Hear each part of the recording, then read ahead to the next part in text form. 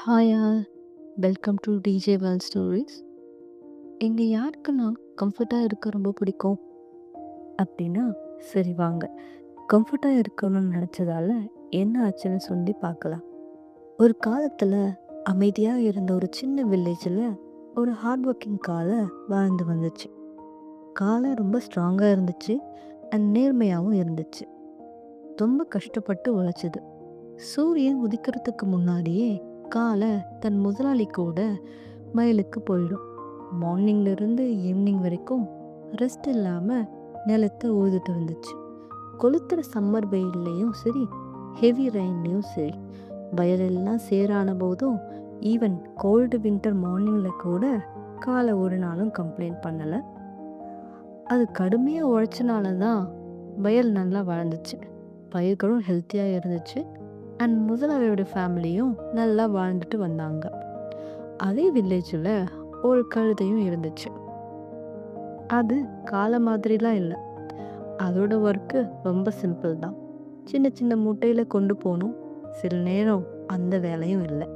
அதனால அது ஜாலியாக மரத்து நிழலில் படுத்து ரெஸ்ட் எடுத்துகிட்டு இருக்கும் டெய்லியும்.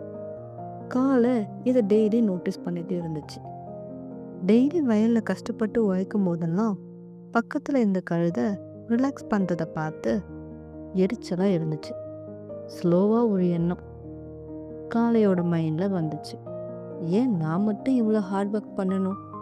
கழுதையை பாரு, கொஞ்சம் ஒர்க் பண்ணிட்டு எவ்வளோ கம்ஃபர்டபுளாக இருக்கே. அப்போ எனக்கும் கொஞ்சம் ரெஸ்ட் தேவை இல்லையா?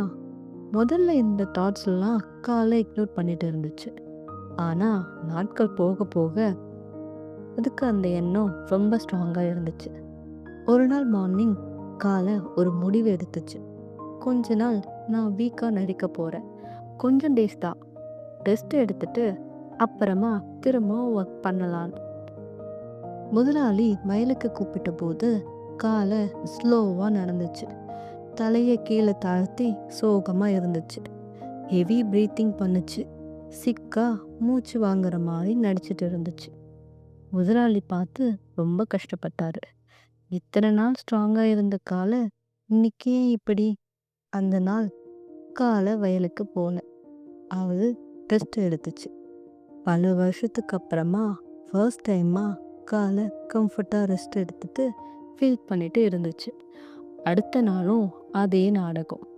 அப்போ கழுதை பார்த்து சொல்லுச்சு, போதும் உன் நாடகம், இதோட ஸ்டாப் பண்ணிக்கோ, இல்லைன்னா அப்புறம் தேவையில்லாத ரிஸ்கில் மாட்டிக்குவேன்னு சொல்லி காலையை வார்ன் பண்ணுச்சு.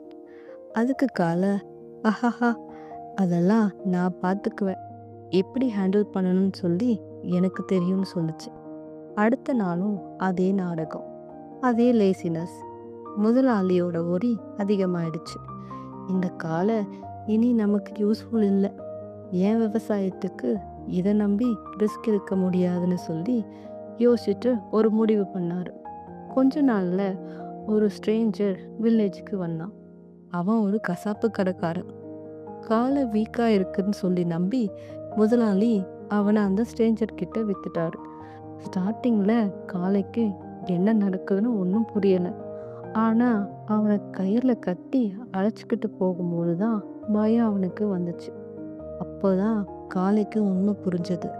அவனோட சின்ன பொய், கம்ஃபர்ட்டுக்கான ஆசை, ரெஸ்பான்சிபிலிட்டி அவாய்ட் பண்ணது எல்லாமே சேர்த்து அவன் லைஃபையே டெஸ்ட்ராய் பண்ணுச்சுன்னு சொல்லி.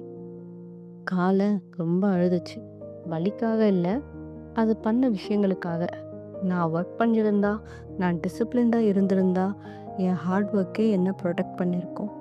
ஆனால் இப்போ இது ரொம்ப லேட். கம்ஃபர்ட் அது லைஃபையே பெரிய ப்ரைஸாக வாங்கிடுச்சு. ஓகே, இந்த கதையிலிருந்து நாம் என்ன தெரிஞ்சுக்கிறோம்? இது ஜஸ்ட் ஒரு காளையோட ஸ்டோரி மட்டும் இல்லை, நம்ம எல்லாரோட ஸ்டோரியும் தான்.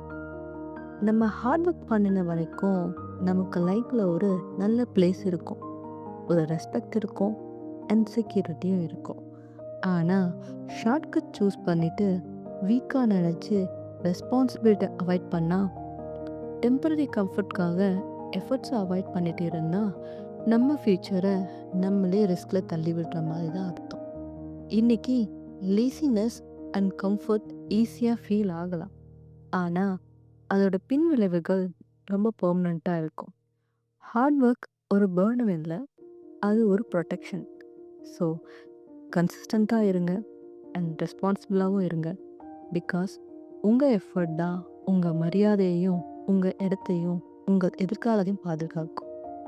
இந்த கதை உங்களுக்கு பிடிச்சிருந்தா லைக் அண்ட் ஷேர் பண்ணுங்கள். அண்ட் டிஜே வெல் ஸ்டோரிக்கு மறக்காமல் சப்ஸ்கிரைப் பண்ணுங்கள். தேங்க்ஸ் ஃபார் வாட்சிங்.